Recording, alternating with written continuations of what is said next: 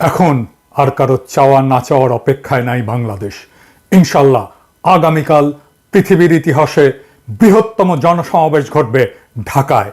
সামনে অবধারিত ওদের পরের অস্ত্র, হয় জরুরি অবস্থা আর শত স্তরের নিরাপত্তা বেষ্টনী, সাথে চরম হঠকারিতায় জনতার শান্তিপূর্ণ সমাবেশে সভ্যতার ইতিহাসে নৃশংসতম হত্যাকাণ্ড, অথবা ৪৯ বছর আগে ঘটে যাওয়া পিতৃহত্যার প্রতিশোধে উন্মত্ত এক সাইকোপ্যাথের অগাস্ট পুনরাবৃত্তির আশঙ্কা।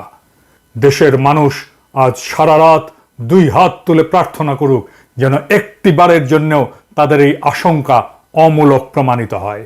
কাল সকাল যেন কোনো দুর্ঘটনার বার্তাবাহক না হয়ে শ্রাবণের ধারার মতো সব কিছু ধুয়ে কোটি কোটি কচি কণ্ঠকে বিজয় আনন্দে পাগল করে দেয়, বাড়িয়ে দেয় আত্মবিশ্বাস। আর প্রবীণের দল শ্লথ পায়ে সবার অজান্তে জনমহাসমুদ্র থেকে তার চিরচেনা ড্রয়িং রুমের সোফায় চা মুড়ির আয়েসে আধা শোয়া হয়ে কপালে চশমা তুলে স্মিত হাসির স্বস্তিতে হাত জোড়া মাথার পিছনে দিয়ে ভাবতে পারে এই জেনারেশন জেডের অমিত শক্তির ভান্ডার নিয়ে কি ভীষণ ভ্রান্তি ছিল তাদের। ওদের হাতে বাংলাদেশ যে কোনো সময়ের চাইতে নিরাপদ। কি অসাধারণ অবলীলায় ওরা বলে পেছনে পুলিশ, সামনে স্বাধীনতা। এখন আর পিছনে যাওয়ার রাস্তাই নেই, পিছনে পুলিশ আর সামনে স্বাধীনতা। দর্শনের ভারী ভারী বইয়ের সক্রেটিস আর প্লেটোরা ম্লান হয়ে যায় ওই কিশোরীর সাবলীল দর্শনবোধের সামনে। লং মার্চ টু ঢাকা সর্বস্তরের জনগণের সর্বাত্মক অংশগ্রহণ নিশ্চিত করতে হবে। হালকা খাবার পানি, 2-1টা জামা কাপড়, ছোট ছাতা, অতি প্রয়োজনীয় জিনিস সহ ছোট পিঠের ব্যাগ, যে কোনো যানবাহনে প্রয়োজনে পায়ে হেঁটে, যে কোনো নেতৃত্ব বা নির্দেশনার অপেক্ষায় না করে ঢাকার পথে রওনা হন দলে দলে, কাতারে কাতারে, লাখে লাখে, কোটিতে কোটিতে। পরিবহন মালিকদের প্রতি আহ্বান, লং মার্চ টু ঢাকা অংশগ্রহণের জন্য ছাত্র জনতাকে স্বতঃস্ফূর্তভাবে আপনার বাস, ট্রাক, সিএনজি, অটো ব্যবহারের জন্য দিয়ে দিন। প্রয়োজনে শ্রমিক ভাইরা বাস, ট্রাক নিয়ে এগিয়ে আসুন। এবারের মুক্তিযুদ্ধের গর্বিত মুক্তিযোদ্ধা হওয়ার সুযোগ নিন।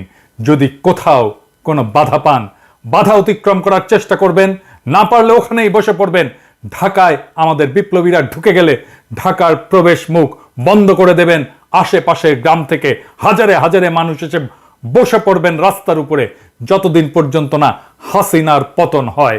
কারণ হাসিনা বাঁচার শেষ চেষ্টা করার জন্য ঢাকার বাইরে থেকে রিইনফোর্সমেন্ট যেন আনতে না পারে। ঢাকায় প্রথমেই দখল করে নেবেন ফ্যাসিবাদের দোসর ৭১ টিভি আর সময় টিভি। ওখান থেকে সম্প্রচার শুরু করবেন স্বাধীন বাংলাদেশের কর্মসূচি। এরপরে অভিযান চালাবেন গণভবন উদ্ধারের, জনগণের ভবন উদ্ধারের।